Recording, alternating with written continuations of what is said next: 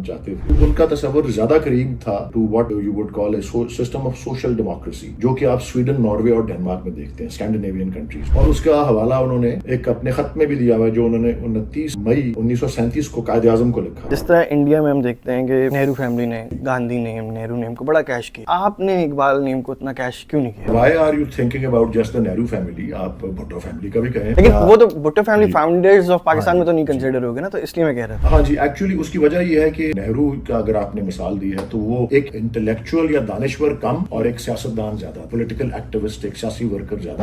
علامہ اقبال جو تھے وہ ایک دانشور زیادہ تھے اور پولیٹیکل ایکٹیوسٹ بھی تھے, الیکشن بھی لڑا, کنٹیسٹ بھی کیا اور کامیاب بھی ہوئے. اور 1926 سے 1930 تک غالباً انہوں نے الیکٹڈ آفس ہولڈ کیا, جو اب آج کل آپ کہیں گے ایک ایم پی اے جو ہوتا ہے, member of the provincial assembly. اس زمانے میں پنجاب لیجسلیٹو کاؤنسل کہلاتی تھی. السلام علیکم ناظرین, آج ہمارے اسٹوڈیو میں جو گیسٹ موجود ہیں وہ کسی تعارف کا محتاج نہیں.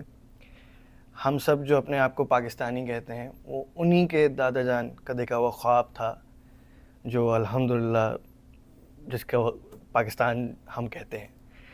ہم ان کے خاندان کے جتنے بھی احسانات مانے وہ ہم مان نہیں سکتے, ہم پورا نہیں کر سکتے, کیونکہ ان کے خاندان کے ہم پہ اتنے احسانات ہیں. ہمیں پاکستان جو ہے وہ شاید ہمارے لیے سب سے بڑا ایک پاکستانی ہونے کا جو اعزاز ہے وہ ان کے دادا جان کی وجہ سے ہم سب کو ملا.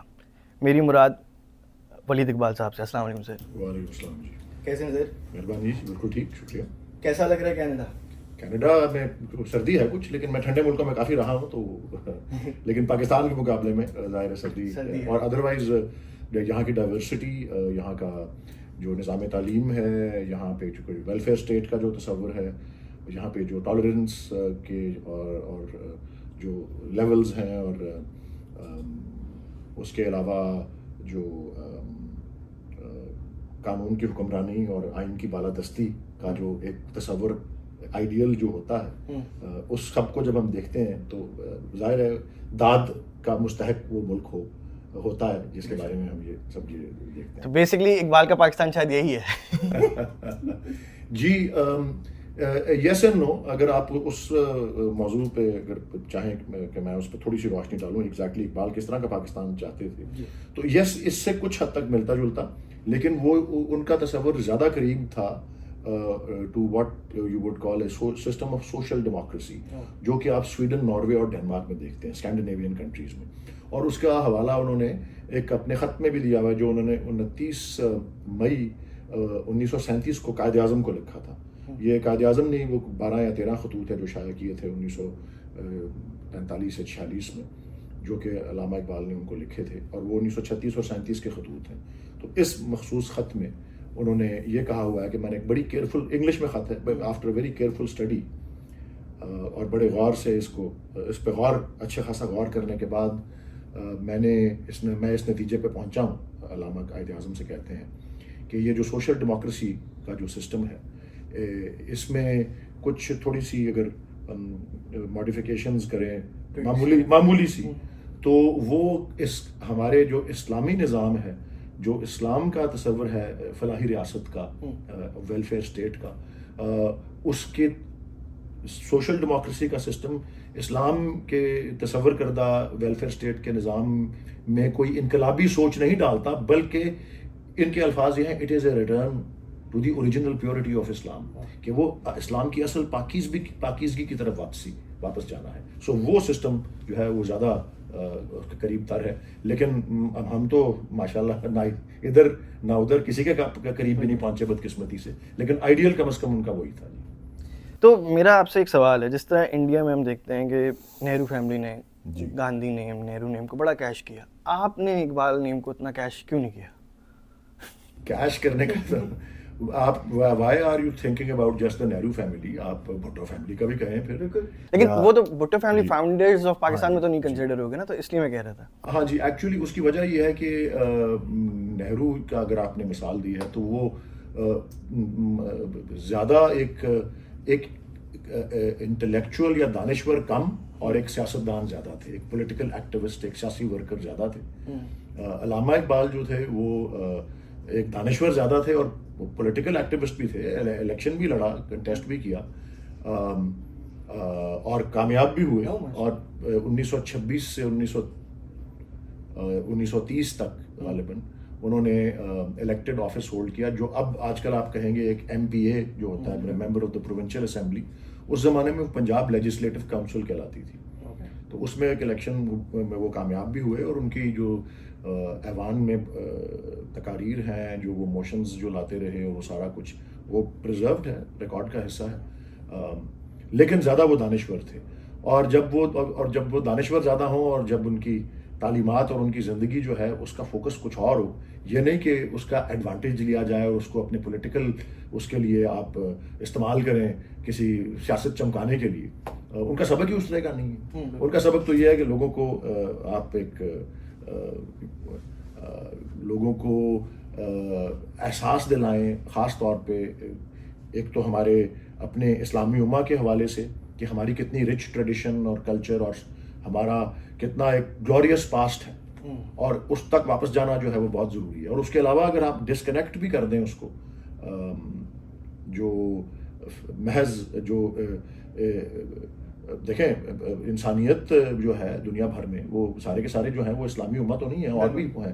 تو علامہ اقبال کا ایک پورا جو کلام کا ایک سب سے بہت جو بڑا ایک ڈومینیٹ کرتا ہے فوکس ہے جو اس میں, وہ انسان, اس کا کوئی بھی عقیدہ ہو, انسان کی کیپیسٹی, انسان کی صلاحیت, انسان کی عظمت کے بارے میں ہے, ہیومن کیپیسٹی کے بارے میں. اور وہ یہ کہ وہ کائنات کو مسخر کر سکتا ہے, جسے کہتے ہیں نا وہ ہارنسنگ دی یونیورس اور سارا کچھ. تو وہ جب اس طرح کے فلسفہ ہو اور اس طرح کی سوچ, اس طرح کا تخیل ایک آپ کے فیملی ممبر نے قائم کیا ہو, اور تو آنے والی نسلوں کو میرے نزدیک تو یہی سبق ملتا ہے کہ آپ اس سوچ کو اور اس تخیل کو جو ہے زیادہ اپنائیں اور پروموٹ کریں. اور ٹھیک ہے جی, ظاہر ہے کہ سیاسی عمل کا حصہ بنے بغیر آپ کوئی ایک مؤثر نظام جو ہے, آپ there is only so much you can do اگر آپ ایک عام شہری ہیں. دیکھیں عبدالستار ایدھی ہیں, وہ پالیٹکس میں نہیں آئے لیکن ان کے بڑا نام ہے, انہوں نے بہت کام کیا, لیکن وہ ایک حد تک ہی کر سکے ہیں. عمران خان صاحب نے بھی ایز اف جو فلاحی کام جب وہ پالیٹکس میں آنے سے پہلے, یا ان کو پالیٹکس اور اسپورٹسمین شپ سے الگ کر کے اگر آپ دیکھیں تو انہوں نے جو فلاحی کام کیے ہیں ایز اے پرائیویٹ سٹیزن بہت بہت قابل تحسین ہے. لیکن ریاست ایک جو ہوتی ہے اس کے پاس جو سارے مینز ہوتے ہیں کلیکٹ کرنے کے, ریونیو اور اسپینڈ کرنے کے, وہ جب آپ کے پاس اختیار آتا ہے, اور وہ پولیٹیکل پروسیس کے ایک مضبوط اور مناسب جمہوریت میں, ایک آئینی نظام میں, تو وہ پولیٹیکل پروسیس کے ذریعے ہی آتا ہے. اور یس, اس کے لیے آپ کو پولیٹیکل پروسیس کا حصہ بننا چاہیے. لیکن یہ آپ کے سوال کا جواب میں اگین ریکیپ یہی کروں گا کہ علامہ اقبال نے اس طرح کا سبق نہیں دیا تھا کہ ان کی حیات اور تعلیمات کی وجہ سے سیاست چمکائی جائے. لیکن اگر تبدیلی لائی جا سکتی ہے, ایک جدید اسلامی فلاحی ریاست ہم پاکستان کو بنا سکتے ہیں جس طرح کا انہوں نے خواب دیکھا تھا, تو اس کے لیے ریاستی اختیار جو ہے اس تک پہنچنا ضروری ہے. اور اللہ تعالیٰ پاکستان کو یہ توفیق دے کہ ایک صحیح آئینی اور جمہوری نظام جو ہے اس کو بروئے کار بھی لایا جائے, اور اس کے نتائج کا احترام بھی کیا جائے. اور جب ہم وہاں پہنچ جائیں گے تو انشاءاللہ آپ دیکھیں گے کہ اب پاکستان کے آس پاس کے ملکوں میں بھی اگر آپ دیکھیں کہ ان کے نظام ہم سے بہتر ہیں, تو بیشتر جو ہے اس میں یہی فرق ہے کہ جمہوری عمل جو ہے وہ اپنے جوبن پہ ہے جہاں پہ نظام ٹھیک ہے, اور جمہوری عمل جو ہے سب سے, اب دیکھیں سب سے زیادہ جو پورے ریجن میں پر کیپٹا انکم جو ہے سب سے کم جو ہے وہ برما میں, یا میانمار جس کو کہا جاتا ہے, سوری پرانا نام تھا اس کا برما, میانمار میں ہے. اور وہاں کیا ہے, there is a military dictatorship over there. تو یہی ہے کہ پاکستان کا وجود میں آنا, پاکستان کا قیام جو تھا وہ ایک مکمل طور پہ ایک ڈیموکریٹک اسٹرگل یا جمہوری جدوجہد کا ایک جو تحریک تھی, وہ ہر لحاظ سے آئینی اور جمہوری تحریک تھی. اس میں کوئی ہتھیار, کوئی ٹینکس, کوئی میسائلز, کوئی فائٹر جیٹس نہیں استعمال ہوئے تھے. تو پاکستان کا قیام جو ہے اگر اس طریقے سے آیا, اور پاکستان کے جو بانیان ہیں قائد اعظم اور علامہ اقبال, ان کی سوچ بھی یہی تھی. جمہوریت خاص طور پہ قائد اعظم کے لیے تو ایک عقیدے کی حیثیت رکھتی تھی. تو پاکستان کا قیام جس جدوجہد اور جس نوعیت کی جدوجہد کے نتیجے میں آیا، پاکستان کی بقا بھی جو ہے وہ اسی میں ہے۔ آپ نے خان صاحب کا ذکر کیا، تو ان کا فلاحی کام تو دنیا مانتی ہے، ان کے جو حریف ہیں شاید وہ بھی بولتے ہیں کہ نہیں فلاحی کام تو ماشاء اللہ انہوں نے بڑا کیا ہے، تو do you think it was a good move for ہم ٹو جوائن پالیٹکس؟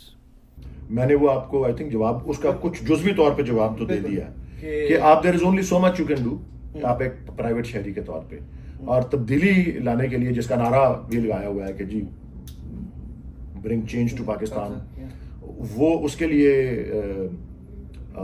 ریاستی جو اسٹیٹ اسٹرکچر ہے اور اسٹیٹ پاور جو ہے اس کے بغیر میں نے کہا بہت محدود ہی ہو سکتا ہے، بہت قابل تحسین ہو سکتا ہے۔ میں نے ایک دو نام آپ کو خان صاحب اور عبدالستار ایدھی کے بتایا، اور بھی ہیں بہت سے لوگ، لیکن وہ پھر ایک محدود ہی ہوتا ہے۔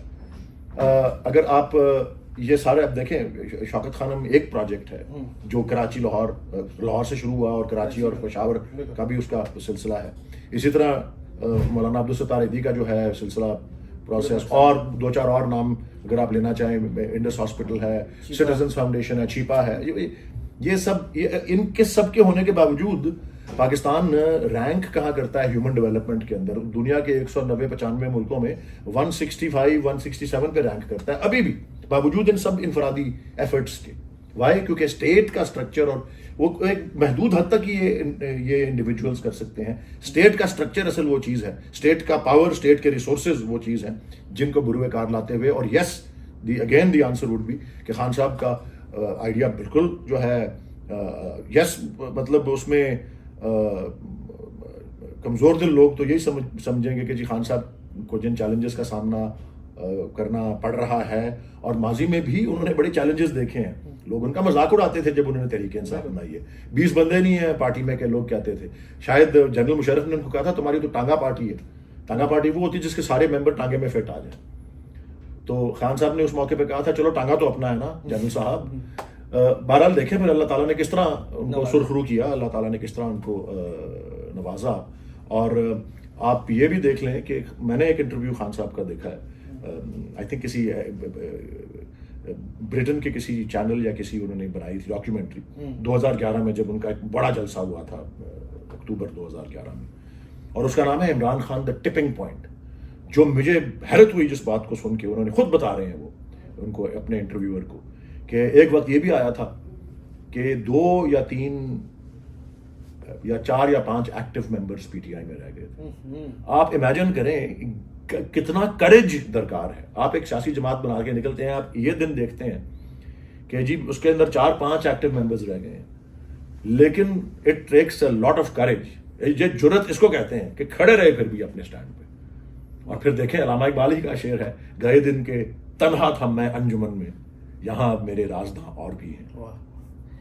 تو سر آپ کے جو والد صاحب تھے وہ سپریم کورٹ کے چیف جسٹس بھی رہے، لاہور ہائی کورٹ کے چیف جسٹس اور سپریم کورٹ کے جج۔ جج۔ تو ایز اے والد جاوید اقبال صاحب کیسے تھے as a father figure? As a father figure وہ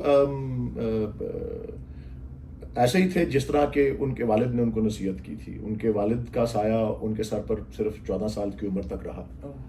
1938 میں جب علامہ اقبال کا انتقال ہوا تو میرے والد 14 برس کی ان کی عمر تھی، 1924 میں پیدا ہوئے تھے، اور ان کو ایک وصیت 1935 میں لکھی ہوئی جو ہے وہ علامہ نے ان کو مخاطب کیا تھا اس میں، اور اس میں یہی کہا تھا کہ اپنی زندگی کو شرافت اور خاموشی سے بسر کرنا، اور اپنے رشتہ داروں کے ساتھ خوشگوار تعلقات رکھنا، اچھے تعلقات رکھنا، اور خاص طور پہ علامہ اقبال نے کہا تھا کہ ان کے ایک بڑے بھائی تھے جنہوں نے ان کو بہت، ان سے عمر میں کافی بڑے تھے، اور وہ اتنی وہ جو یورپ میں تعلیم حاصل کرنے گئے ان کو سارا سپورٹ ان کے بڑے بھائی نے کیا تھا، کیونکہ ان کے والدین تو سادہ سے لوگ تھے۔ تو یہ کہا اس وصیت میں مثلاً کہ میرے بڑے بھائی کی اولاد جو عمر میں اس سے بڑی ہے ان کا ہمیشہ احترام کرے، اور اگر ان سے کوئی سختی بھی ہو تو برداشت کرے، اور پھر اپنے عزیز و اقارب میں، اپنے رشتہ داروں میں اگر کوئی کسی کو مدد کی ضرورت ہو اور اس میں بیٹے میں مدد کرنے کی توفیق ہو تو کبھی اس سے گریز نہ کرے۔ یہ ساری باتیں اس وصیت میں ہیں۔ تو اس طرح کی ہی وہ مطلب انہوں نے اپنی ایک الوف سی زندگی رکھی جس کو کہتے ہیں نا شرافت اور خاموشی سے بسر کرنے والی، اور ایز اے فادر وہ بجائے بہت زیادہ کوئی ہر بات پہ کہنے کہ جی آپ نے اتنے بجے اٹھنا ہے یا یہ کرنا ہے یا یہ پیشہ اختیار کرنا ہے یا یہ مضمون پڑھنا ہے, کبھی ایسا نہیں کیا. لیکن ہی لیڈ, انگریزی میں کہوں گا, he led by the simple eloquence of his example. میں آپ کو ایک مثال دیتا ہوں. مجھے, میں کافی سال پاکستان سے باہر 8-10 سال رہا تعلیم حاصل کرنے کے لیے بھی, اور اس کے بعد as a professional United States میں بھی تھا, یورپ میں بھی. تو جب میں واپس آیا پاکستان تو ان کو بہت زیادہ فنکشنز پہ بلایا جاتا تھا. میں 20-22 سال پہلے کی بات کر رہا ہوں, مہمان مقرر کے طور پہ, جو آج کل مجھے بلایا جاتا ہے. اللہ کا شکر ہے جی. اور 20-22 سالوں میں جو ہے یہ بھی ڈیولپمنٹ ہوئی ہے. مجھے اس طرح کے ایک فنکشن پہ وہ لے گئے جہاں پہ ایک کتاب کی رونمائی ہونی تھی, لانچ تھی, بک لانچ. اور وہ ایک خاصی ایمیننٹ شخصیت تھے پاکستان کی ہسٹری میں, حاجی سر عبداللہ ہارون, ان کے بارے میں کتاب تھی, مجھے یہ بھی یاد ہے ابھی. چودھری پرویز الہی واز دا چیف منسٹر, اور وہ آ رہے تھے اس وقت اس پہ ایز گیسٹ آف آنر, اور میرے والد صدارت کر رہے تھے. اور وہاں 5-6 اور لوگوں نے جو ہے اس, اور مجھے وہ ساتھ لے گئے کہ میں پاکستان آ گئے, مجھے چند 5-6-8 مہینے ہوئے تھے کہ آؤ تم آؤ دیکھو یہاں پہ محفلیں کس طرح کی ہوتی ہیں. کافی بڑی تقریب تھی وہ, اور وہاں پہ بہت سے مہمان مقرر آئے, اور ان بہت سو نے اپنی ادھر ادھر کی باتیں کی, تقریر جس طرح کرتے ہیں لوگ, اور کہا جی کہ ہاں جی عبداللہ ہارون صاحب کا نام ہم نے سنا ہوا ہے, بڑے ایمیننٹ بزنس مین تھے. پھر وہ ڈان اخبار کا انہوں نے وہ کیا سلسلہ, اور وہ اس لحاظ سے, اور پھر قائد اعظم کے بھی ان کا ان سے وابستگی, ڈاکٹر اقبال سے بھی ان کی وابستگی رہی تھی, وغیرہ وغیرہ. لوگوں نے ادھر کی باتیں کی. میرے خیال میں پوری اس تقریب میں واحد شخصیت جو وہ کتاب پڑھ کے آئے ہوئے تھے وہ میرے والد تھے. اور انہوں نے کتاب کے حوالے دے کے تقریر 15 منٹ کی تقریر کی. اس میں باتیں جو کی وہ اس کتاب کے مضمون کے بارے میں تھیں, ان کی جس شخصیت کے بارے میں کتاب تھی, ان کی زندگی, ان کی نمایاں جو کارنامے تھے, ان پہ ان کا حوالہ دیا, بتایا کہ جی فلاں چیپٹر میں یہ فلاں. تو اس کی وجہ سے میں کئی دفعہ, اب میں پچھلے 5 سال 10 سال کی بات کر لیں, 8 سال کی, میں اس میں 4-5 موقع 6 موقع ایسے آئے ہیں جہاں مجھے بھی کتاب کی رونمائی پہ ایز گیسٹ اسپیکر بلایا گیا. جب مجھے دعوت آتی ہے ایسی, میں سب سے پہلے کہتا ہوں مجھے کتاب بھجوائیں, میں کتاب پڑھ کے جاتا ہوں. پوری نہ بھی پڑھ سکوں تو اتنی ضرور پڑھ لیجیے, ٹائم اگر کم ہو اور وہ کتاب بہت زیادہ اگر بھاری ہو تو. اور کئی موقعوں پہ میں پوری کتاب پڑھ کے گیا ہوں, اور میں کتاب, اور میں نے دیکھا ہے کہ میں وہی شخص 8-10 اسپیکرز میں سے وہ ایک ہوں جو کتاب پڑھ کے آیا گیا. So that is the example. والد سے سیکھا. میں نے کہا نا اپنے ایگزامپل کی, مجھے تو انہوں نے کہا تھا یہ نہ کرو, لیکن چونکہ میں نے ان کو صرف دیکھا یہ کرتے ہوئے, that was the eloquence of his example. تو انہوں نے کبھی آپ کو, جیسے ہر بچے کے ساتھ ہوتا ہے کہ ابا سختی کر رہے ہیں, کیونکہ ہم نے جب ٹی وی پہ ان کو دیکھا نا تو وہ کافی ویل اسپوکن, سافٹ اسپوکن اور ایسے لگے. تو کیا کبھی پڑھائی پر ڈانٹا انہوں نے کہ یہ کیا کر رہے ہو, گریڈس تمہارے کیسے آ رہے ہیں, یا کبھی ضرورت نہیں پڑی اس چیز کی؟ نہیں, آئی تھنک دونوں, ہم 2 بھائی ہیں, میرے بڑے بھائی اور میں, ہماری پرفارمنس اسکول میں ٹھیک رہی تھی. کوئی کبھی ایسی نہیں رہی جس پہ یعنی کوئی کسی جماعت سے 5ویں سے 6ٹھی کے امتحان میں آپ فیل ہو گئے اور 5ویں میں دوبارہ رہ گئے, اس طرح کبھی ہوا نہیں. اور اس میں زیادہ ایکچولی ہینڈز آن پیرنٹ میری والدہ ہی تھی, اور وہ زیادہ میک شور کرتی تھی. اور ان کا انہوں نے ایک رول بنایا ہوا تھا کہ کلاس میں پہلے 5 جو پوزیشنز ہیں اس میں آنا ہے ہمیشہ. لیکن وہ والدہ کی وہ تھی سختی, والد صاحب کی نہیں تھی. بس وہ دور سے دیکھتے تھے. کبھی یہ بھی مذاق, میں کسی موقع پہ لا کا ایگزام میں نے جب پہلا سیٹ کیا تو حیران کن طور پہ میں پوری یونیورسٹی میں اول آ گیا. اس کا اخبار میں آیا کہ جی نام آتا ہے کہ جی یونیورسٹی میں فلاں شخص اول آئے. تو وہ ان دونوں ریٹائرڈ تھے, تو وہ زیادہ گھر کا, میری والدہ نے لا پریکٹس شروع کر دی تھی میرے والد کے ریٹائر ہونے کے بعد. جتنی دیر وہ جج رہے, وہ بھی لائر ٹرینڈ تھیں, but she never appeared in courts, کیونکہ انہوں نے سمجھا مناسب نہیں ہے. تو پھر وہ زیادہ کام کرتی تھیں, تو پھر گھر کے معاملے میرے والد دیکھتے تھے. تو کبھی کہیں وہ سودا لینے بیکری میں گئے, کہا جی وہ ڈاکٹر صاحب مبارک, آپ کا بیٹا اول ہے. میرا بیٹا اول آ گیا ہے, یہ اسٹینڈرڈ اتنا گر گیا ہے, انہوں نے کہا. تو یہ اس طرح کا سلسلہ چلتا رہتا تھا. تو پھر آپ کو باہر ایجوکیشن حاصل کرنے کے لیے یہ کس کا ارادہ تھا, خود کا ارادہ تھا, والد صاحب نے کہا کہ نہیں یار you should go abroad for better education? جی, ایک ہماری ایک فیملی میں ایک روایت سی بن گئی تھی آفٹر مائی گرینڈ فادر. علامہ اقبال ایک تو وہ سیالکوٹ میں پیدا ہوئے, مدرسے میں تعلیم انہوں نے حاصل کرنی شروع کی, اور قرآن مجید کی, اور 4 سال کی عمر سے. اور محبت اور عقیدت جو قرآن مجید کی تھی وہ اس وقت شروع ہوئی تھی ان کے دل میں, اور ان کے آخری سانس تک ان کے ساتھ رہی, 61 کی ایج پہ جب وہ انتقال کیے تو. لیکن وہاں پہ ان کے ٹیلنٹ کو, ایک جو استاد تھے ان کے مولانا میر حسن, انہوں نے اس ٹیلنٹ کو دیکھا, اور وہ وہاں مشن اسکول میں عربک پڑھاتے تھے. تو انہوں نے ان کے پیرنٹس کو جا کے کہا کہ جی آپ اس کو مشن اسکول بھیجیں اس بچے کو کہ وہ جدید علوم سے آراستہ ہو سکے. نہیں تو بڑی انٹرسٹنگ بات کی انہوں نے کہا نہیں تو یہیں چھوڑ دیا اس کو تو پھر یہ ساری عمر یا جنازے پڑھائے گا یا نکاح پڑھایا کرے گا. تو وہ مشن اسکول گئے. مشن اسکول میں ہر امتحان میں اللہ تعالیٰ نے جو ان کا اللہ تعالیٰ نے گفٹ دی ہوئی تھی علامہ کو انٹلیکٹ کی, ہر امتحان میں اول آیا, ہر تمغہ جیتا. 12ویں جماعت کے بعد سیالکوٹ میں اس وقت کوئی اور تعلیم مزید نہیں تھی. وہی استاد آئے, انہوں نے کہا ان کے پیرنٹس کو کہ انہیں لاہور بھیجے. تو لاہور وہ گورنمنٹ کالج میں پڑھنے آئے. وہاں پہ پروفیسر سر ٹامس آرنلڈ جو ہیں وہ ان کی نگرانی میں انہوں نے کام کرنا شروع کیا, پڑھنا شروع کیا. اور ٹامس آرنلڈ وہ تھے جنہوں نے ان کو ترغیب دی کہ وہ یورپ جائیں پڑھنے کے لیے. تو وہاں سے ایک طرح کی آپ سمجھ لیں روایت جو ہے وہ کہ وہ انگلینڈ گئے, کیمبرج یونیورسٹی, پھر جرمنی گئے, ہائیڈلبرگ میں, میونک میں, ہائیڈلبرگ میں جرمن سیکھی, میونک سے پی ایچ ڈی کی, پھر بار ایٹ لاء کے لیے دوبارہ انگلینڈ آئے لنکنز ان لنڈن میں. تو اس کے بعد میرے والد بھی کیمبرج یونیورسٹی پڑھنے گئے پی ایچ ڈی کے لیے, وہ بھی لنکنز ان لنڈن میں پڑھے. میری والدہ جو ہیں وہ ہارورڈ یونیورسٹی سے انہوں نے لاء ڈگری لی. میری والدہ کے جو فادر تھے وہ بھی پی ایچ ڈی تھے لنڈن یونیورسٹی سے. سو ایک طرح کی روایت پڑھنے لکھنے کی جو تھی زیادہ تھی. اور وہ آپ کے پچھلے ایک سوال کا بھی جواب زیادہ کہ جی ہم سیاست میں اتنے زیادہ وہ فرنٹ لائنز والے لوگ اس لیے بھی نہیں ہیں کہ ہم ذرا پڑھنے لکھنے والے ٹائپ زیادہ ہیں, ہم اہل قلم ہیں. وہ اہل قلم اور سیاست والا جو ہے تو اس میں تھوڑا سا ایک گیپ ہوتا ہے. لیکن اگین ایک مضبوط جمہوری نظام جو ہوتا ہے اور ایک ڈیولپڈ ڈیموکریسی جو ہوتی ہے وہاں پہ مطلب وہ highly educated and brilliant people جو ہیں ان کو چانس جو ہوتا ہے زیادہ ہوتا ہے. اب آپ دیکھیں یونائٹڈ اسٹیٹس میں جس طرح پچھلے 20 سال 25 سال دیکھ لیں آپ, Bill Clinton ji law degree ان کے پاس ییل یونیورسٹی سے پڑھے ہوئے, آرکنسا سے پڑھے ہوئے, براک اوباما ہارورڈ یونیورسٹی کے law graduate, and so on and so forth. اسی طرح انگلستان کے جو پرائم منسٹرز بنتے ہیں, مارگریٹ تھیچر آکسفورڈ سے پڑھی ہوئی تھیں, اور اسی طرح یہ بعد میں آنے والے بھی بہت سے ان کے, کوئی آکسفورڈ کا گریجویٹ ہے, کوئی کیمبرج کا گریجویٹ ہے, اور اس طرح سے. سو اہل قلم ہونا اور انٹلیکچوئل جو ہے سلسلہ جو ہے وہ ضروری ہے. میں یہ کہہ رہا ہوں کہ وہ ایک رکاوٹ نہیں بنتا آپ کی ایک سیاسی کامیابیوں میں. لیکن ہمارے بدقسمت ملک میں جہاں تعلیم کا معیار اتنا جو ہے ویسے ہی کم ہے تو وہ وہاں پہ پھر یہ بہرحال یہ تھا باہر جا کے تعلیم حاصل کرنے کا ایک تو روایت تھی. دوسرا لیکن میں اس پہ روایت پہ شروع میں میں نے ایکٹ نہیں کیا اس طرح. میں نے جب اپنی تعلیم ابتدائی مکمل کی تو مجھے جہاں پہ اسکالرشپ ملی جانے کی وہ امریکہ کی یونیورسٹی تھی, یونیورسٹی آف پینسلوینیا. تو وہاں سے میں نے فائنانس میں ڈگری حاصل کی, BBA یا اس کو bachelor of science in economics کہا جاتا ہے. ان کا بزنس اسکول ہے, واٹن اسکول کہلاتا ہے یونیورسٹی آف پینسلوینیا کا. صدر جو ابھی نامنتخب صدر ٹرمپ ہیں امریکہ کے, وہ انہوں نے وہی ڈگری حاصل کی ہوئی ہے, bachelor's degree from in business administration. اس کے بعد میں پھر اپنے والد کے کالج میں گیا, کیمبرج میں, پیمبروک کالج کیمبرج. پھر میں نے پنجاب یونیورسٹی سے LLB کیا جس طرح میری والدہ نے کیا تھا, انہوں نے بھی اول پوزیشن حاصل کی تھی. اور پھر میں ہارورڈ میں گیا اپنی والدہ کی طرح. سو تھوڑا بہت روایت بھی تھی اور تھوڑا بہت اپنا بھی چوائس تھی.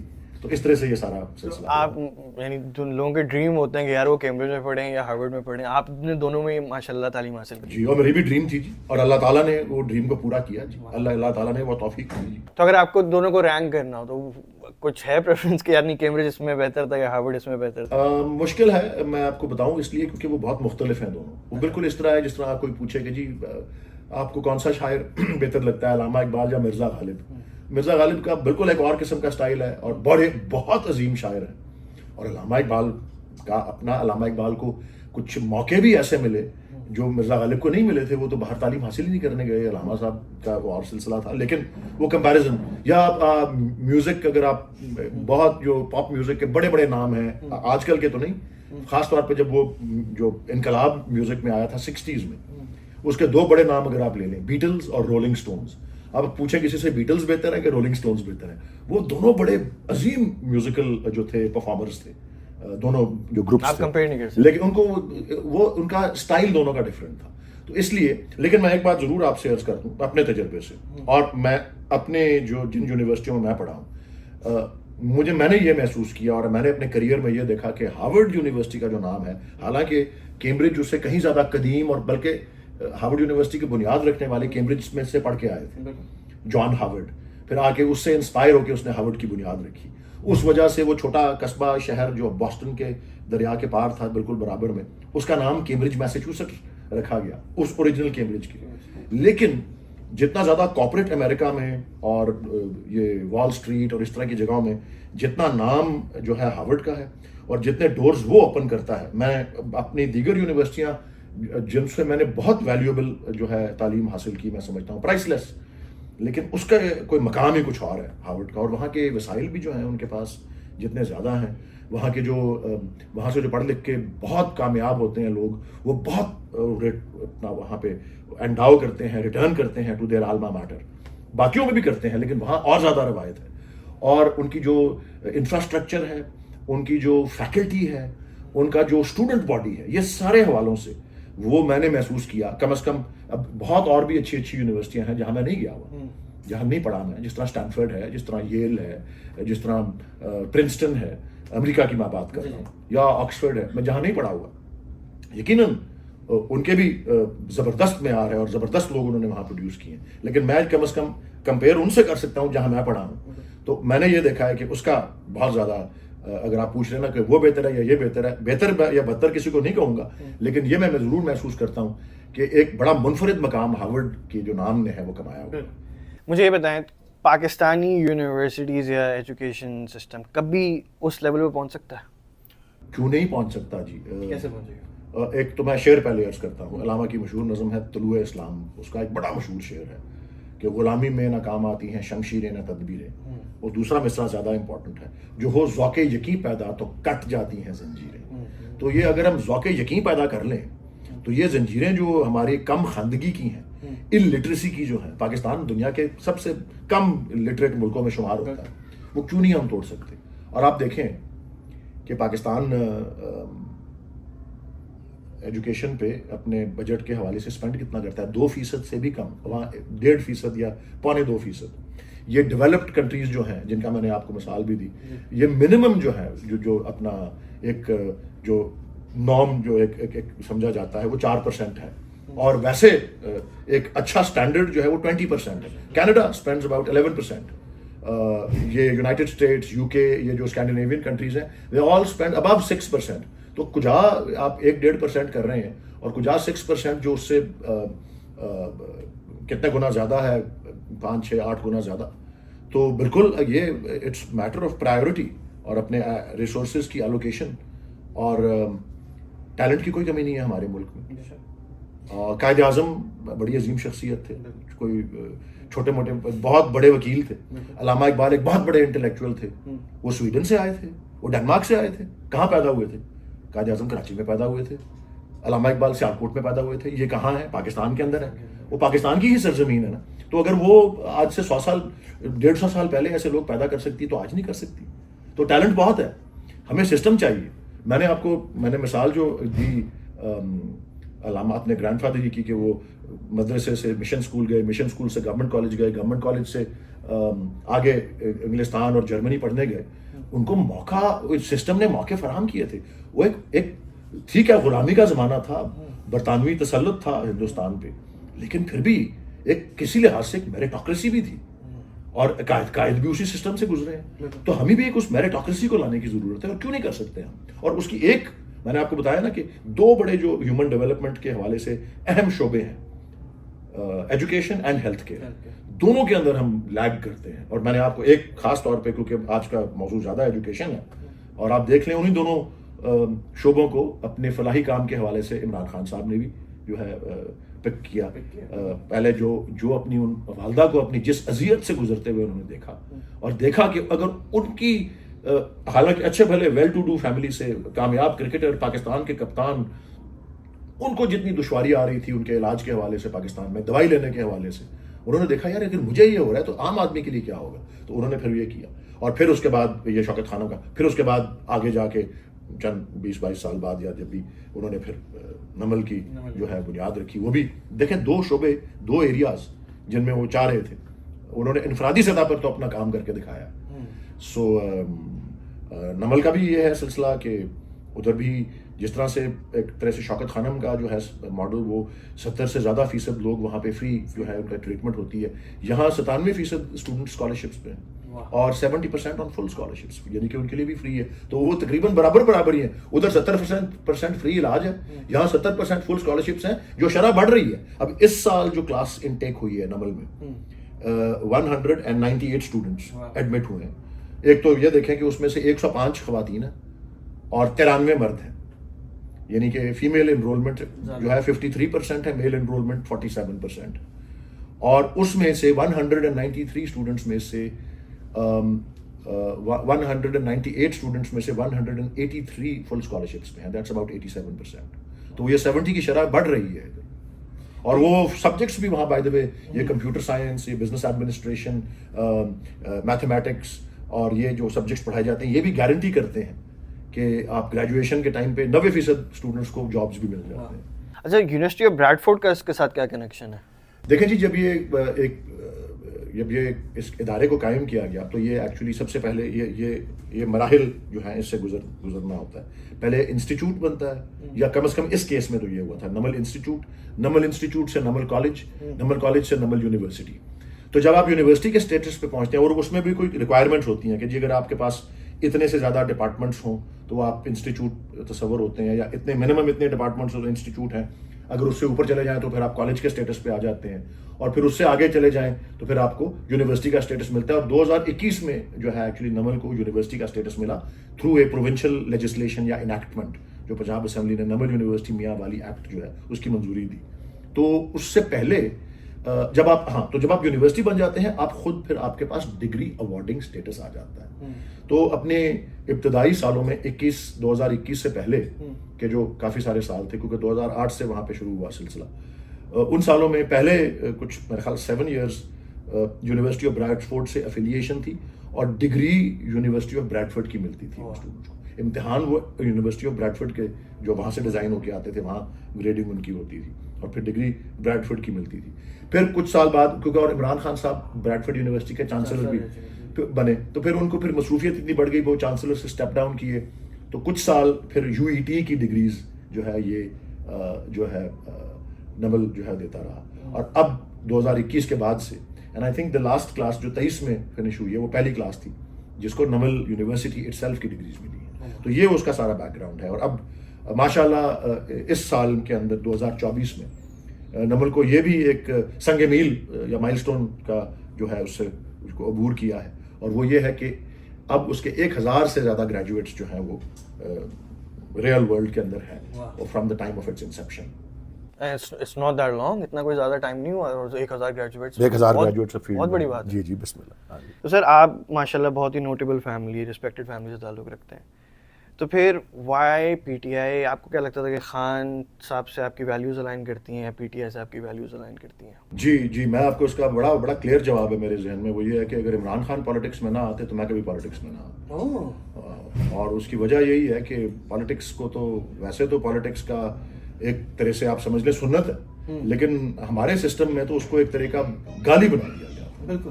اور عمران خان صاحب کی دیکھیں, اور انہوں نے میں اس خاص طور پہ یہ وزٹ جو میری کینیڈا کی ہوئی اور نمل کی فنڈ ریزنگ کی تقریبات میں میں مہمان مقرر کے طور پہ جہاں گیا, میں نے خان صاحب کا وہ میسج جو ہے دیا جو انہوں نے آکسفورڈ یونیورسٹی میں 2013 کے اندر جو ہے آکسفورڈ یونین سوسائٹی میں خطاب کرتے ہوئے دیا تھا کہ لیڈرشپ کیا ہوتی ہے.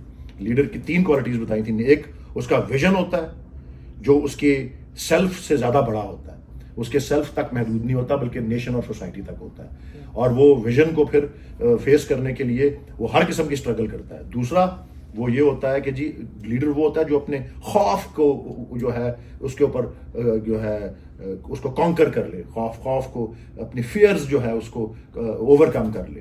اور تیسرا لیڈر وہ ہوتا ہے جس میں انٹیگریٹی ہوتی ہے, لوگ اس کو فالو نہیں کرتے جس کو وہ ٹرسٹ نہیں کرتے, لوگ اسے فالو کرتے ہیں جس میں کریڈیبلٹی ہوتی ہے اور جس کو وہ جو قابل اعتبار ہوتا ہے. اور اس لیے میں نے سمجھا ان کی انٹیگریٹی, ان کی پاکستان کے لیے جو انہوں نے جو کچھ انہوں نے پاکستان کا نام اونچا کرنے کے لیے کیا, آپ اس کو کھیل کے میدان میں دیکھیں, آپ اس کو فلاحی کام کے میدان میں دیکھیں, صحت کے, اور اب تعلیم کے حوالے سے, تو جو ان کا کام تھا وہ, اور جو ان کی ایک کریڈیبلٹی تھی وہ میں نے سمجھا کہ اس قابل ہے کہ اب یس آئی کین جوائن پالیٹکس. اور میں سمجھتا ہوں کہ میری, آپ نے وہ نوٹوریس کہا, نوٹیبل فیملی کا جو اقدار جو ہمیں، اور آپ دیکھیں عمران خان نے جو آخری کتاب لکھی 2010 میں، وہ اس کا نام ہے پاکستان پرسنل ہسٹری، اور اس کا اردو ترجمہ کہلاتا ہے میں اور میرا پاکستان. اس کا ہر تیسرا چوتھا صفحہ پر پڑھتے ہیں تو علامہ اقبال کا کوئی نہ کوئی ذکر ہے. علامہ اقبال آکسفورڈ کی وہ اسپیچ کا بھی جو میں نے آپ کو ذکر کیا، اس میں بھی وہ بات شروع میں یہ کہتے ہیں، بائی دا وے سب سے پہلی بات انہوں نے نمل کی ادھر آج سے 12 سال پہلے، کہ جی my mission is politics, my passion is Namal university which I hope will انشاءاللہ become the Oxford university of Pakistan. تو یہ اس کا خواب تھا. اور پھر اس نے کہا آگے لیڈرشپ کا بتاتے ہوئے کہ لیڈرز کا ویژن ہوتا ہے، تو انہوں نے کہا میرے لیے سب سے بڑی انسپریشن علامہ اقبال ہے. اس اسپیچ میں بھی کہا، اور کہا کہ جی وہ شاہین والی بات، اور شاہین اپنے وہی ان زنجیروں کو توڑ کر وہ کتنا بلند پرواز ہوتا ہے، اس لیے اس کو ایک سمبل کے طور پہ علامہ نے استعمال کیا بقول ان کے. اور یس اس کی اور بھی بہت سی خصوصیات ہیں جن کا عمران خان صاحب نے ذکر اس اسپیچ میں نہیں کیا، لیکن کبھی موقع ہوا تو بیٹھ کے اس پہ بھی بات کریں گے. اچھا سر، آپ ماشاءاللہ سینیٹر بھی رہ چکے ہیں جی. تو اب ہمیں تو میرے ایسے جاہل آدمی کو نہیں پتا کہ سینٹ کیا ہے. How does senate works? یہ سینٹ جو ہے وہ ہماری جو نیشنل اسمبلی ہے اس سے کیسے ڈفرینٹ ہے؟ ایک سینیٹر جو ہے وہ ممبر آف کیا بولتے ہیں نیشنل اسمبلی یا ایم پی اے سے کیسے ڈفرینٹ ہوتا ہے؟ ایکچولی جی پاکستان کا جو سسٹم ہے خاص طور پہ اس کی دو اہم جو ہیں ایک ستون ہیں. ایک تو اس کا سٹرکچر جو ہے فیڈرل سٹرکچر ہے، جس طرح کینیڈا میں ہے، وفاقی نظام ہے. تو یعنی کہ صوبے ہیں اور وہ جو پولیٹیکل سب ڈویژنز ہیں آپ کے ملک کے، اور پھر وہ ملا کر کے ایک جو سینٹر میں جو ایک تشکیل ہوتی ہے اس کو آپ فیڈرل جو ہے گورنمنٹ یا فیڈرل لیجسلیچر کہتے ہیں. تو جو پارلیمنٹ پاکستان میں کہلاتی ہے اس کا ماڈل وہی ہے جو کہ یو کے میں ہے، اور انڈیا نے بھی اسی کو فالو کیا ہے، اور غالباً کینیڈا اور آسٹریلیا بھی اسی سے ملتا جلتا سسٹم رکھتے ہیں. اس کو بائی کیمرل لیجسلیچر کہا جاتا ہے سینٹر میں. انگلینڈ میں فیڈرل سٹرکچر تو نہیں ہے، لیکن آسٹریلیا اور کینیڈا میں فیڈرل سٹرکچر ہے، اور اسی طرح یونائٹڈ اسٹیٹس میں بھی فیڈرل سٹرکچر ہے. تو اس سے بھی ملتا جلتا ایک ہے، حالانکہ وہاں پریزیڈینشل سسٹم ہے، لیکن جو قانون ساز ادارے ہیں فیڈرل لیول پہ وہ دو ٹیئرز پہ ہیں مشتمل. لوور ہاؤس جس کو پاکستان میں نیشنل اسمبلی کہا جاتا ہے، اور اپر ہاؤس جس کو سینٹ کہا جاتا ہے. اور وفاق کے پاس جتنے معاملات ہیں اس میں قانون سازی جو ہونی ہوتی ہے وہ دونوں ایوانوں سے گزرنی ضروری ہوتی ہے، دونوں ایوانوں سے منظور ہونی ضروری ہوتی ہے. اور جو نچلا ایوان ہے، اب اسی طرح میں نے آپ کو دوسری مثالیں بھی دیں، میرے خیال غالباً یہاں پر بھی پارلیمنٹ کے دو ٹیئرز ہیں، یہاں بھی سینٹ ہے، حالانکہ اس کی بناوٹ کچھ اور ہے جو پاکستان کے مقابلے میں ہینڈ پکڈ لوگ ہوتے ہیں، الیکٹڈ نہیں ہوتے. اور یہاں نیچے کے والا بھی ایوان ہے، ہاؤس آف کامنز کہلاتا ہے. اسی طرح انگلستان میں ہاؤس آف کامنز ہے نچلا ہاؤس، وہ اوپرلا ہاؤس ہے ہاؤس آف لارڈز، ایوان بالا. انڈیا میں اس کو لوک سبھا کہتے ہیں نچلے ایوان کو، اور وہ جو سینٹ کے برابر کا جو اپر ہاؤس ہے اس کو راجیہ سبھا کہا جاتا ہے. تو پارلیمنٹ مشتمل ہوتی ہے جو سینٹر میں، اسی طرح consist of lower house, upper house and head of state. تو قانون جب ہوتا ہے وہ پہلے ایک ایوان سے گزرتا ہے، پھر دوسرے ایوان سے گزرتا ہے، منظور ہوتا ہے، اور پھر جو ہیڈ آف اسٹیٹ ہیں جن کو پریزیڈنٹ ہمارے ملک میں کہا جاتا ہے وہ اس کو اسینٹ کرتے ہیں. اس طرح قانون بنتا ہے. اب نچلے ایوان میں جو ہے وہ یہ ہے کہ تمام صوبوں کی نمائندگی اس کی آبادی کے حوالے سے ہے نیشنل اسمبلی میں. مثلاً پنجاب جو ہے وہ 52 یا 55 یا 54% جو ہے اس کی سیٹیں جو ہیں وہ ایک صرف سارے کے سارے ووٹ پنجاب سے اگر آپ لے لیں کسی قانون سازی کے لیے، اور باقی کوئی صوبہ اس کے حق میں ووٹ نہ دے، آپ پھر بھی ایک ووٹ قانون منظور کروا سکتے ہیں نچلے ایوان میں، صرف پنجاب کے تمام ووٹوں سے ہی. کیونکہ باقی سندھ اس کے بعد سیکنڈ نمبر پہ ہے، پھر خیبر پختونخوا ہے، پھر بلوچستان ہے.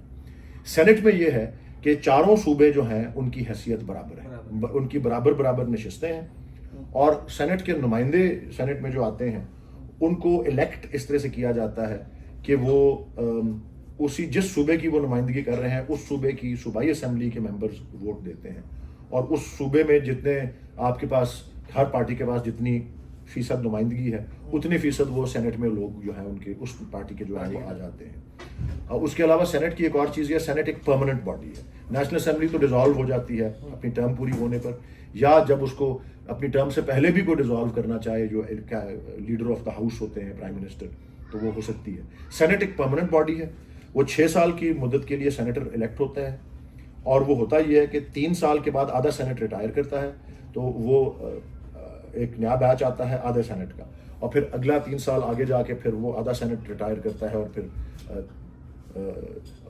اتنے اور آ جاتے ہیں سینیٹرس.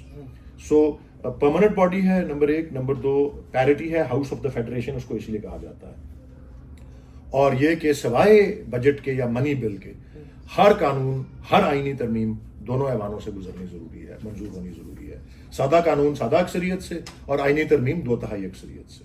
میں بچپن میں نا مجھے ہمیشہ یہ چیز ہوتی تھی کہ یار پاکستان ایک غریب ملک ہے, تو ہم پرائم منسٹر کی بھی تنخواہ برداشت کریں, پریزیڈنٹ کی بھی. ڈو یو تھنک, ابھی مجھے تھوڑا آپ نے کلیریفائی کیا کہ یہ کس طرح 2 گورننگ باڈیز ہوتی ہیں, لاء کو جانا پڑتا ہے, اس لیے آپ کو پرائم منسٹر کی بھی ضرورت ہے اور ایک پریزیڈنٹ کی بھی ضرورت ہے. تو یہ کانسیپٹ میرا کلیئر ہوا.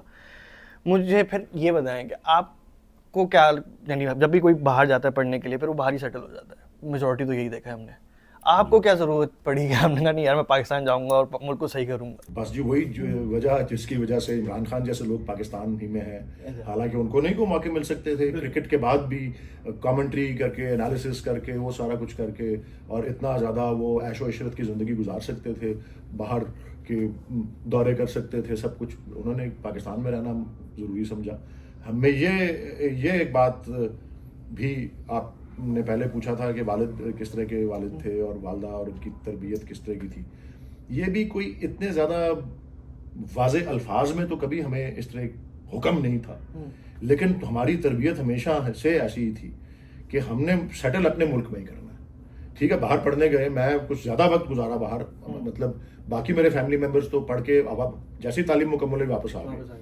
میں 2-3 دفعہ ملک سے باہر گیا پڑھنے کے لیے. پہلی دفعہ گیا, پہلی ڈگری لی, واپس آ گیا اسی وقت گریجویٹ کرنے کے فوراً بعد. دوسری ڈگری کے بھی فوراً بعد آ گیا. وہ جب میں تیسری دفعہ باہر گیا تو پھر میں کچھ 7-8 سال باہر ہی رہا. تو وہ بہت ایک زیادہ طویل عرصہ تھا. نہیں تو میری فیملی میں تو تعلیم مکمل کرتے ہی میں نے کہا نا لوگ واپس آ جاتے تھے, اور اس کی وجہ یہی تھی کہ میں نے کہا بہت اگر کر لیا تو وہاں پہ کام شام باہر کر کے ذرا سیکھ لیا, جو وہاں پہ اتنا مشہور, اتنی اس کی چرچے ہیں کہ جی آپ امریکہ میں اور یورپ میں یہ ان فیلڈز میں کام کریں, جو کہ میری جس طرح کارپوریٹ لاء کی فیلڈ ہے, اور اس کا زیادہ ڈیلنگز بینکرز کے ساتھ ہوتی ہیں, انویسٹمنٹ بینکس کے ساتھ, فائنینشیل انسٹیٹیوشنز کے ساتھ, بڑی بڑی کارپوریشنز کے ساتھ, آئل اینڈ گیس والوں کے ساتھ, ٹیلی کامز والوں کے ساتھ. یہ سارا کچھ دنیا کے ٹاپ جو ہے ملک جن میں یہ کام ہوتا ہے, یہ سیکھ کے میں نے سوچا آ کے اس سے بھی پاکستان میں جو ویلیو ایڈ ہو سکتی ہے ایز اے پروفیشنل وہ بھی. اور پھر میں نے اس سے پیشتر جب تک کہ میرے پاس اتنا ٹائم تھا اور سیاست اور سیاسی مصروفیات نے اتنا زیادہ مجھے ڈسٹریکٹ نہیں کر دیا تھا, میں نے 10 سال لمز میں, جو کہ پاکستان کی اولین اداروں میں سے ایک آتا ہے ہائر ایجوکیشن, اعلیٰ تعلیم کے لیے, وہاں پہ بھی ان کا جو فلیگ شپ پروگرام ہے سلیمان داؤد اسکول آف بزنس, اس میں MBAs جہاں سے وہ شروع ہوئی تھی یونیورسٹی, MBAs کو میں بزنس لاء اور کارپوریٹ گورننس جو ہے میں نے 10 سال پڑھائی, اور ایگزیکٹو MBAs کو بھی. تو یہ بھی تھا کہ جو میں نے, اللہ تعالیٰ نے جو مجھے یہ موقع دیے کہ میں اتنی عظیم, اتنی نامور اور اتنی تاریخی اور قدیم یونیورسٹیوں سے پڑھ کے آیا ہوں, تو جو کچھ سیکھا ہے اس کو دوسروں تک بھی کچھ نہ کچھ پہنچانے میں جو ہو سکتا ہے وہ بھی کیا جائے. تو یہ ساری وہ وجوہات تھیں. فیملی کا بھی ایک ٹریک ریکارڈ رہا ہوا ہے, میرے والد کی فیملی کی طرف سے بھی اور میری والدہ کی فیملی کی طرف سے بھی. انہوں نے ہیلتھ کیئر میں یہ کام جو ہے کافی سارا اپنا ہاسپٹلس کا سیٹ اپ کرنا, نرسنگ کے انسٹیٹیوٹس کا اور میڈیکل کالج کا وہ سارا سلسلہ. بلکہ میرے جو والدہ کے پیرنٹس تھے انہوں نے اس سے پہلے پاکستان جو اب ہے وہ والے حصوں میں جو فلاحی ٹرسٹ ہیلتھ کیئر کے شعبے میں بنے تھے وہ سب ہندوز نے بنائے تھے. سر گنگا رام نے یا گلاب دیوی ٹرسٹ یا وٹ ایور, یہ پہلا ٹرسٹ اس طرح کا تھا. اور پہلا ہسپتال لاہور میں, اس کا نام فاطمہ میموریل ہاسپٹل ہے, اور اس کا کالج آف میڈیسن اور ڈینٹسٹری بھی ہے. اس کے جب اس کا بھی سسٹم اور ماڈل یہ تھا کہ یا ڈونیشنز یا پھر جو پیئنگ پیشنٹس ہیں ان کی پروسیڈ سے باقی بیشتر جو ہے وہ فری جو ہے ٹریٹمنٹ کی جائے. تو جب عمران خان صاحب کرکٹ سے ریٹائر ہوئے تو انہوں نے سب سے پہلے, اور انہوں نے یہ بات, اور انہوں نے اپنی والدہ کو کھو چکے تھے اور وہ سارا وہ تلخ تجربہ ان کے پاس تھا, تو انہوں نے یہ عزم کیا ہوا تھا کہ میں نے یہ ہسپتال بنانا ہے. تو اس کے لیے بلکہ ابھی ان کے کرکٹ کے آخری کچھ سال تھے, تو مجھے یاد ہے کہ میرے کزن جو ہیں ان کے بہت دوست ہیں میاں یوسف صلاح الدین, انہوں نے کہا کہ جی وہ تمہاری ممانی جو ہیں یعنی میری والدہ ناصرہ اقبال, ان کی میں جا کے ملنا چاہتا ہوں ان کو اور ان کی والدہ کو, کیونکہ میں نے ان سے ذرا سمجھنا ہے کہ اس طرح کا جو ماڈل ہے وہ کس طرح کام کرتا ہے. لیکن عمران خان صاحب اس کو آگے مزید اس کے عروج پر لے کر گئے, اور پھر ان کی پرسنالٹی اور جو درد رکھتے ہیں وہ انسانیت کا اپنے دل میں, انہوں نے اس کو اتنے زیادہ مہنگے اور اتنے زیادہ موذی جو مرض ہے اس کا مہنگا علاج کے لیے جو ہے انہوں نے پھر اس پہ ایفرٹ کیا. تو یہ سارا ایک ٹریک ریکارڈ بھی تھا جو کہ آپ کہتے ہیں کہ ملک کی طرف واپس کھینچ کے لاتا ہے. اچھا, میں آپ کو ایک فنی انسیڈنٹ تو نہیں, بچپن میں جب پاکستانی اسکولوں میں نا اس طرح ہوتا ہے کہ بچوں کو نا 4 ہاؤسز میں ڈیوائڈ کر دیتے ہیں, Sir Syed, Jinnah, Iqbal, Liaquat, right. So I was in Iqbal, ٹھیک ہے. تو آج دیکھیں ماشاء اللہ میں آپ کے ساتھ بیٹھا ہوں ان کے پوتے کے ساتھ. تو اب سوشل میڈیا پہ تو بہت زیادہ میمس چل رہے ہوتے ہیں کہ یہ نہیں کرو, یہ نہیں کرو, کیونکہ اقبال کے شاہینس جو ہیں وہ سو رہے ہیں, ان کو سونے دو. تو اقبال کے شاہینس کو کیسے جگایا جائے؟ اقبال کے شاہین کو جو ہے اس بات سے جگانا جو ہے میرا خیال شروع تو یہیں سے ہو سکتا ہے کہ شاہین کا سمبل علامہ اقبال نے استعمال کیوں کیا, اس کو بروئے کار کیوں لائے. اور اس کی میں نے کہا کہ عمران خان صاحب نے ایک کوالٹی بتائی. ایکچولی شاہین کی 5 کوالٹیز ہیں جس کو علامہ اقبال اپنے کلام میں اور اپنے فلسفے میں مختلف مقامات پر اس کا ذکر کرتے ہیں, اور اس کو آپ اکٹھا کر کے جب لاتے ہیں, سب سے پہلے کہ وہ تیز نگاہ ہے, کہ وہ خان صاحب نے کہا نا لیڈرز ہیو ویژن, اور پھر انہوں نے شاہین کی مثال دی. دوسرا وہ بلند پرواز ہے, تو وہ سور وہ طوفان میں بھی بادلوں سے اوپر اڑتا ہے. تیسرا وہ تنہائی کو پسند کرتا ہے, خلوت پسند ہے. اور وجہ کیوں کہ تنہائی میں تخلیق ہو سکتی ہے, کریٹیوٹی. اور کریٹیوٹی پہ جتنا زور علامہ اقبال دیتے ہیں, ایک جگہ جاوید نامہ جو ان کا مشہور مثنوی ہے, اور اس میں آخری چیپٹر ہے جاوید نامہ کا, خطاب بجاوید, نوجوان نسل سے گفتگو. اس میں وہ اللہ تعالیٰ سے کہلواتے ہیں کہ ایک مقام پر فارسی میں, اور اس کا اردو مفہوم یہ ہے کہ جس انسان نے اپنی زندگی میں تخلیق نہیں کی یا کریٹو نہیں ہوا, یہ اللہ کہہ رہے ہیں, اس نے ہمارے جمال میں سے اپنا نصیب حاصل نہیں کیا, ہمارے حسن میں سے اپنا حصہ نہیں لیا, اور وہ کافر اور منافق ہے, وہ زندگانی کے پھل سے محروم ہے.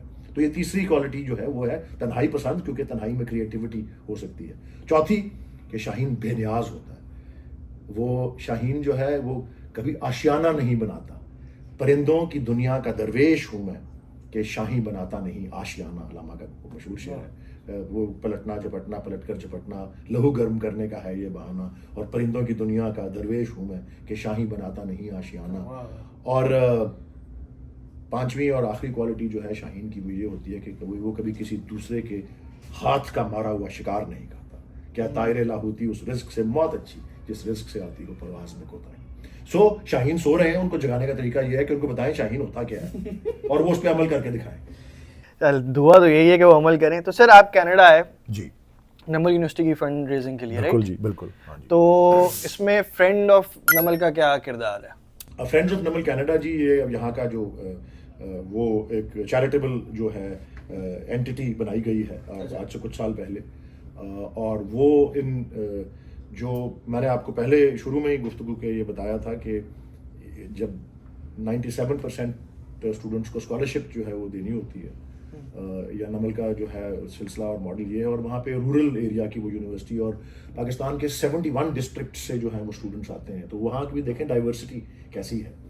تو یہ اسکالرشپس کو ممکن بنانے کے لیے پھر جو ہے وہ پورا ایک اسٹریم آف جو ہے ریسورسز درکار جو ہے وہ ہوتی ہے. اور یہ جو فرینڈز آف نمل جو کینیڈا میں اس کا قیام جو ہے, اور اس کا جو پرپز ہے وہ ہے ہی یہ کہ یہ جو اعلیٰ تعلیم کے لیے اسکالرشپس جو ہیں ان کے لیے فنڈ ریزنگ کی جائے, اور پھر ان کو وہاں تک پہنچایا جائے. اس میں اور ابھی تک جب سے یہ قائم ہوئی ہے فرینڈز آف نمل, اس نے اپنی ساری جو پروسیڈز جو وہ ریز کرتے ہیں ان کو انہی اسٹوڈنٹس ان نیڈ کے لیے بھجوایا ہے پاکستان, جو کہ نمل یونیورسٹی میں انرولڈ ہوتے ہیں. اور ایک اسٹوڈنٹ کی جو ہے پورے سال کا جو ایک خرچہ ہوتا ہے وہ یہاں کینیڈین ڈالرز میں 4500 کے برابر میں آتا ہے. سو اس کے لیے سالانہ ایک پوری مہم ان کی ہوتی ہے, جو کہ فنڈ ریزنگ کے جو ہے تقریبات یا ڈنرز یا بینکویٹس کہہ لیں وہ ہوتے ہیں. پچھلے سال بھی مجھے اتفاق تھا آنے کا, تو وہ 6 شہروں میں ہوئے فنڈ ریزرز, اور اس کے بعد اس سال 7 شہروں میں. اور وہ یہ تھا کہ اس میں وینکوور سے ہم شروع ہوئے اس سال, پھر کیلگری, پھر ایڈمنٹن, پھر یہاں پہ لنڈن آنٹیریو, پھر ہیملٹن, پھر ٹورانٹو, اور پھر مونٹریال. سو یہ 7 شہروں میں فنڈ ریزرز جو ہیں وہ جو ہے وہ کیے گئے. اور 7 شہروں میں فنڈ ریزنگ کے یہ جو تقریبات ہوئیں, اور مجھے یہاں پہ جو پاکستانی ڈائسپورا ہے اور جو مخیر لوگ ہیں, بزنس پرسنز, پروفیشنلز, تمام, اور یہ جو والنٹیئر ورک جو کرتے ہیں, جو چیپٹرز بنے ہوئے ہیں ان شہروں میں, میں بہت جتنا میری تو زبان خشک ہو جائے گی تعریف کر کر کے ان کی, جتنے اچھے میزبان وہ ہیں, اور جتنی لگن سے, جتنی محنت سے, اور جتنی انکنڈیشنل اور بغیر کسی معاوضے کے, کوئی اس میں کمیشنز نہیں, کوئی کسی قسم کی کسی کا کوئی پے رول پہ نہیں ہے, سب والنٹیئرز ہیں جو یہ تمام شہروں میں کام کر رہے ہیں.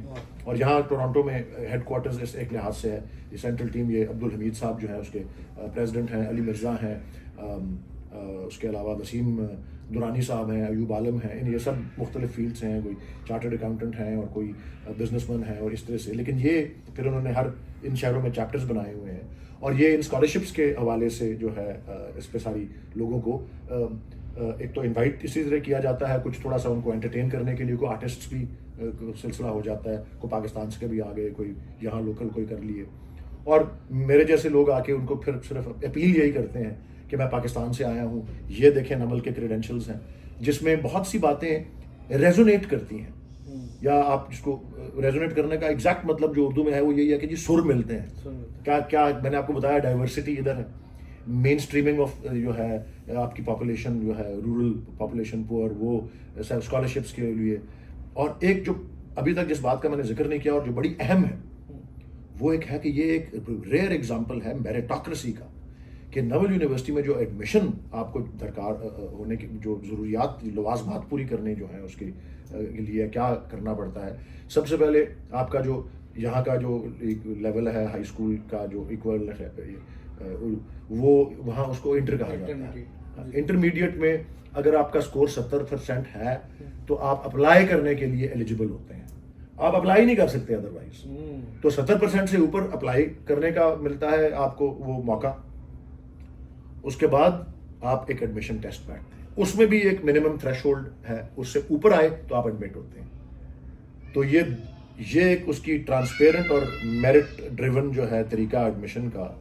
اور اس سال میں اگزامپل دے رہا ہوں وہی 198 اسٹوڈنٹس کی, جس میں 103 خواتین ہیں اور 95 مرد ہیں. یہ جو 198 خواتین اور 198 اسٹوڈنٹس جو ایڈمٹ ہوئے ہیں, جس میں 103 خواتین ہیں اور 95 مرد ہیں, ان میں جو اس سال کی ایوریج ہے سکور کی انٹری کے, وہ 84% ہے ایوریج. یہ جو 4 مضامین وہاں پڑھائے جاتے ہیں اس میں سے لوئسٹ جو ہے وہ 79.8% ہے, اور ہائیسٹ کو تقریباً 89% کے قریب ہے. تو یہ computer science, business administration, agri business, mathematics, یہ جو ان کا سب کا ملا کر کے یہ اس کا میرٹ کا لیول ہے 84%. سو ہر لحاظ سے میں نے کہا نا کہ یہ ریزونیٹ کرتی ہے. اور میں سمجھتا ہوں کہ ابھی میں قطعی طور پہ یہ نہیں کہہ رہا کہ جو یہاں پہ ٹیمز ہیں مختلف شہروں میں, اور خاص طور پہ جو سینٹرل ٹیم ہے جنہوں نے ان سب کو کوآرڈینیٹ کرنا ہوتا ہے, انہوں نے ایفرٹ میں ان کی کوئی کمی ہے. لیکن میں سمجھتا ہوں ابھی بھی آپ ان چند 100 افراد جو کہ ہر تقریب پہ آتے ہیں ان سے باہر نکلیں تو اتنے اور ملینز آف پیپل ہیں, یا ہنڈریڈز آف تھاؤزنڈز ہیں, چلیں ملینز کو چھوڑیں, صرف وہ جو پاکستانی بیک گراؤنڈ والے ہیں جو کینیڈا بھر میں ہیں, ان کو ابھی تک پتہ نہیں ہے. اس کے لیے آپ جیسے دوست اور آپ جیسے پلیٹ فارم جو ہیں, میں ان سے بھی اپیل کروں گا کہ اس پیغام کو اور زیادہ پھیلائیں اور پہنچائیں لوگوں کو, تاکہ لوگوں کو میرے خیال میں اطمینان اور تسلی ملتی ہے کہ یار ہم نے یہ کیا اور دیکھیں کسی کی زندگی بدلی, لوگوں کی لائفز جو ہیں وہ ٹرانسفارم ہوئی. آپ امیجن کریں آپ کسی بالکل دیہی بیک گراؤنڈ سے آئے ہیں, آپ ایک اسٹوڈنٹ آیا, اس نے کہا جی میں تو کبھی, مجھے تو پتہ نہیں تھا دنیا بلوچستان سے بھی باہر ہوتی ہے. وہ اس کو موقع مل رہا ہے, اور وہ پھر پڑھ لکھ کے, اور بچیاں جن کو لوگ گھروں سے باہر نہیں نکلنے دیتے ان کو یونیورسٹی بھیج رہے ہیں. یہ کس قسم کا اعتماد کا اظہار ہے کہ جی ہماری بچیاں محفوظ ہیں وہاں پہ. نہ صرف یہ بلکہ ان کو اعلیٰ تعلیم مل رہی ہے, اور وہ نکلتے ہیں 2 لاکھ روپے مہینے کی نوکری وہ ان کو مل جاتی ہے. آپ امیجن کریں اس سے. پھر ایک اسٹوڈنٹ ہے وہاں میرے خیال کو ٹرائبل ایریا سے آئے ہیں, جنہوں نے بعد میں جا کے اپنی سافٹ ویئر کمپنی جو ہے وہ بنائی. اور وہ انہوں نے بتایا کہ جی میرے پاس ایک چوائس تھی کہ میں منیمم ویج پاکستان میں آج کل 37,500 روپے مہینے کی ہے, اس کو آپ 12 سے ضرب دیں تو تقریباً وہی لیول آ جاتا ہے جس سے ایک اسٹوڈنٹ جو ہے اس کی اسکالرشپ میسر ہو جاتی ہے. انہوں نے کہا جی میں ایک بندے کو ایڈ کرنے کے بجائے پے رول میں نے یہ تہیہ کیا کہ نہیں, ایک بندے کو پے رول میں ایڈ کروں گا تو چلو شاید میری ایفیشنسی تھوڑی بڑھ جائے, میری بزنس تھوڑی بہتر ہو جائے. میں کہا نو, وہ اس معاوضے کو بجائے کسی کو پے رول پہ دینے کے, اس کو میں نے ایک اسٹوڈنٹ کی اسکالرشپ میں جو ہے وہ جو ہے ڈونیٹ کر دیا, عطیہ کے طور پہ دے دیا. تو اس سے کتنی زیادہ اور ویلیو بن سکتی ہے. اور خاص طور پہ خواتین کے حوالے سے کہ مشہور مقولہ بھی ہے the hand that rocks the cradle rules the world.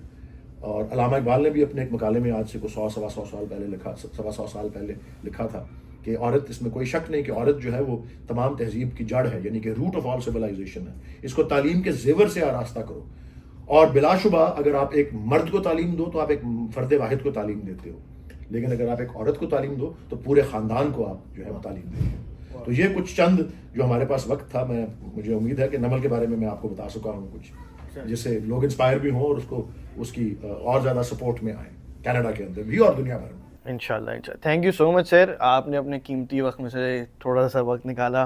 تو جاتے جاتے اپنے دادا جان کا جو آپ کا فیوریٹ شعر ہو کہ یار یہ جو شعر ہے نا, یہ اس پہ دنیا ختم ہے. نہیں, شعر تو بہت سے ہیں جو بہت بڑا سمندر ہے, لیکن میں سمجھتا ہوں کہ ایک دعا سے میں آپ سے اجازت اگر لوں, اور وہ دعا جو ہے ان کی طویل نظم اور ان کی بڑی مشہور معروف نظم جو ہے ساکی نامہ, اس میں سے ہے. ساکی نامہ ایک ایسی نظم ہے جو کہ موومنٹ اور چینج اور کریٹیوٹی کو سیلیبریٹ کرتی ہے.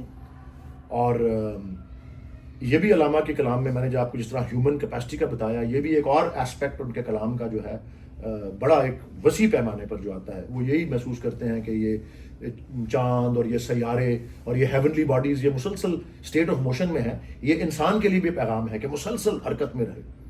تو یہ بھی اس موضوع کے اوپر یہ نظم ہے, اور اس کے کچھ حصے ایسے ہیں جو دعا کے روپ میں ہیں, اور یہ ایک حصہ اسی نوعیت کا ہے.